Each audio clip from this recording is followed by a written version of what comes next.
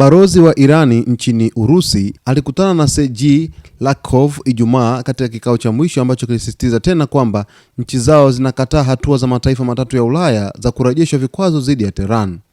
Ubalozi wa Iran huko Moscow ulisema katika taarifa Ijumaa Oktoba 3, 2025, balozi wa nchi yetu nchini Urusi, Kazem Jalali, alikutana na kufanya mazungumzo na Sergei Ryabkov, naibu waziri wa mambo ya nje wa Urusi anayeshughulikia mahusiano ya nchi za Amerika Kaskazini na Kusini, ushirikiano na nchi za BRICS na usalama wa kimataifa. Kikao hicho kilijadili ushirikiano kati ya Jamhuri ya Kiislamu ya Iran na shirikisho la Urusi katika vyombo vya kimataifa pamoja na makundi ya BRICS na kubadilishana mawazo juu ya masuala hayo. Jalali alirejelea hatua haramu za mataifa matatu ya Ulaya katika kutumia vibaya michakato ya kimataifa, akisema kutochukua hatua na Ulaya kuelekea wajibu wake wa JCPOA kulianza wakati Marekani alipotoka kwenye makubaliano ya pande nyingi na kwa kubadilisha mifumo ya snapback kuwa mfumo wa kuponyesha ukiukwaji wa kwanza wa JCPOA. Marekani ilikamilisha uvunjaji wake wa ahadi kwa taifa la Iran na kudhoofisha nafasi yake kimataifa.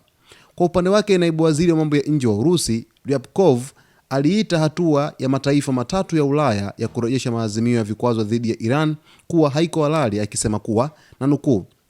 shirikisho la Urusi limekuwa likitoa mara kadhaa msimamo wake wazi na thabiti kuhusu mchakato huu haramu kupitia taarifa za Wizara ya Mambo ya Nje na maelezo ya wawakilishi wa huduma za kidiplomasia. Hatua hii ya Magharibi inaonyesha kwamba hawajali maudhui ya maazimio ya Baraza la Usalama na wana mtazamo wa kuchagua na kutumia kwa maslahi yao, mwisho wa kunukuu. Katika kikao hicho pia alisisitizwa utekelezaji wa makubaliano na kuimarisha ushirikiano kati ya Jamhuri ya Kiislamu ya Iran na shirikisho la Urusi katika mfumo wa kundi la BRICS. Bado hatua ya vikwazo dhidi ya taifa la Iran ambavyo vimeweza kuwekwa na mataifa matatu ya Ulaya, Ujerumani, Uingereza pamoja na Ufaransa, inazidi kuweza kuibua sitofahamu kubwa, ambapo taifa la Urusi linazidi kuwa mtetezi wa taifa la Iran. Usisahau kusubscribe, kulike video zetu, kwa comment pamoja na kushare.